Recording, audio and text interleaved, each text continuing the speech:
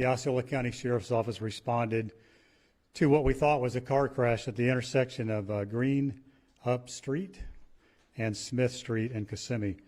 We initially thought it was a car crash. The scene was just south of Donegan, and it's about 2 blocks east of 441. Upon the arrival, the deputies discovered a 20-year-old black male, Kishorn Armand, who was deceased in the driver's seat of the vehicle. He was a Range Rover. He had been shot multiple times while driving the vehicle. This incident was determined later by our investigators to be a premeditated murder linked to organized gang activity in the area. After processing evidence and following the leads for several months, our detectives identified 3 suspects that were in the vehicle with the victim. The 3 people were Cornelius Walls, Tashard Smith, and Sincere McKenzie. At the time of the shooting, Walls and Smith were both 17 years of age. The investigation was presented to the state attorney's office, and the grand jury subsequently indicted all 3 suspects for first-degree murder. And with that said, we'd like to recognize the grand jury for doing the right thing and stepping up, because this is a premeditated murder of a young man.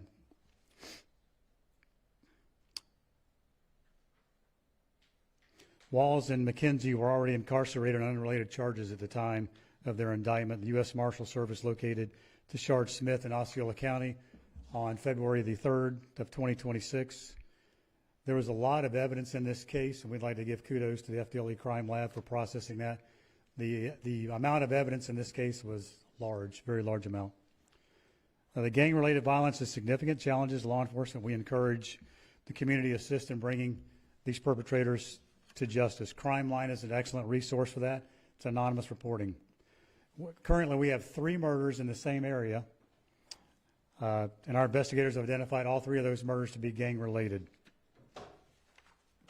With that, that's the end of that. I'll close that if you have any questions. Yes?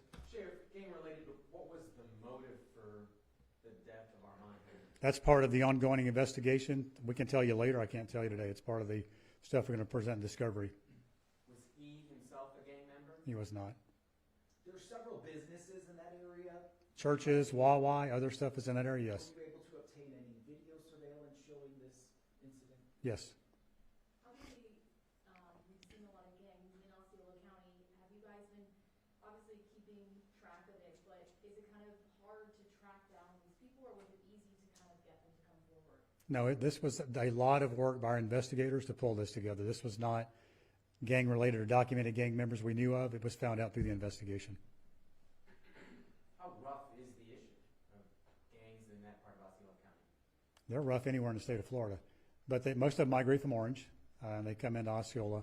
We do have some in Osceola we keep our eyes on. You know, since I took over in June, it's another focus of the Sheriff's Office is keeping an eye on criminal activity such as this, like we had the triple murder, random shootings, stuff like that. We got to try to pay attention to make our community safer.